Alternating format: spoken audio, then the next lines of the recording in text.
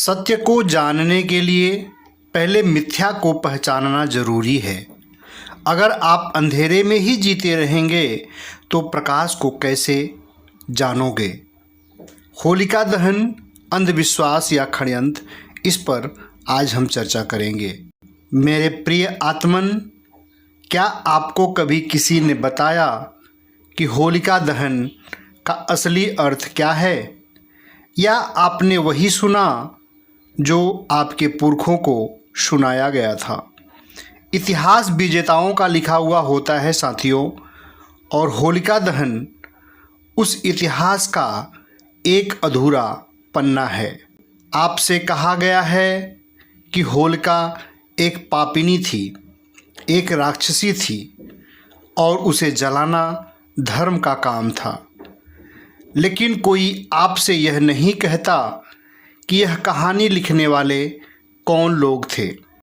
यह वही लोग थे साथियों जिन्होंने आपकी जड़ों को काटा, आपकी संस्कृति को जलाया, और फिर उसमें राख से तुम्हारे लिए एक नई पहचान गढ़ दी। होलिका कोई राक्षसी नहीं थी, वह एक स्त्री थी, एक मूल निवासी स्त्री। वह आग से नहीं जली थी, उसे जलाया गया था।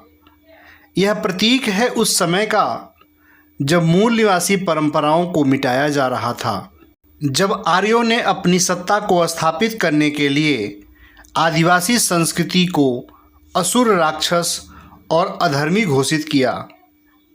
जो जलाया गया वह सिर्फ होलिका नहीं थी, वह पूरी की पूरी एक सभ्यता थी। एक ऐसी सभ्यता जो प्रकृति के साथ जीती थी, जो वृक्षों को काटने के बजाय उनकी पूजा करती थी, जो नदियों को बांधने के बजाय उसे अपनी माँ मानती थी। लेकिन याद रखो, सत्य को दबाया जा सकता है लेकिन मिटाया कभी भी नहीं जा सकता। मेरे प्रिय आत्मन, फगुआ जो तुम आज होली कहते हो, वह रंगों का पर्व था। वह एक पर्व था उस धरती से प्रेम का, उस जल से प्रेम का, उस हवा से प्रेम का जो तुम्हें जीवन देती है। यह त्यौहार उन मूल निवासियों का था जिनके लिए जीवन ही एक उत्सव था, जिनके लिए हर मौसम की अपनी एक लय थी, अपना एक संगीत था। फगुआ में कोई दहन नहीं था, कोई जलाना नहीं था। वह प्रेम का उत्सव था, मिलन का उत्सव था। यह प्रकृति के चक्र का एक उत्सव था, जहाँ ऋतुएं बदलती थीं, जहाँ नृत्य और संगीत के साथ साथ धरती को भी धन्यवाद दिया जाता था। लेकिन जिस तरह आपकी धरती छीन ली गई, आपकी नदियाँ छीन ली गई, वैसे ही आपके त्यौहार भी छीन लिए गए। फगुआ को नाम दिया गया होली, और उसमें जोड़ दिया गया एक दहन, एक जलती हुई होलिका, ताकि आप भूल जाओ कि आपके पूर्वज कौन थे, उनकी संस्कृति क्या थी।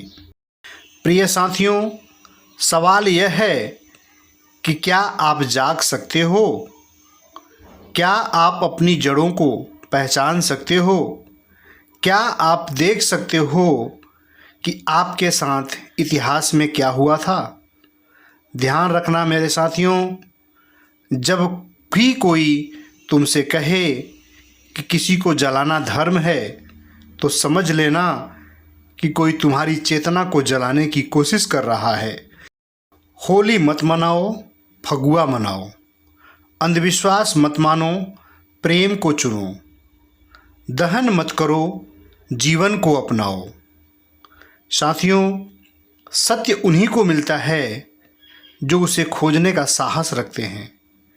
जो सोए रहते हैं उनके लिए तो बस कहानियाँ हैं, भ्रम हैं, एक जलती हुई होलिका है। मेरे प्रिय साथियों, समाज में जागरूकता पैदा करने वाले कुछ कोट्स मैं आप लोगों को सुनाता हूँ। पसंद आए तो कमेंट्स करके बताना, लाइक करना, शेयर करके लोगों तक पहुंचा देना और चैनल पर नए हो तो सब्सक्राइब कर लेना। साथियों, अंधविश्वास आग की तरह होता है।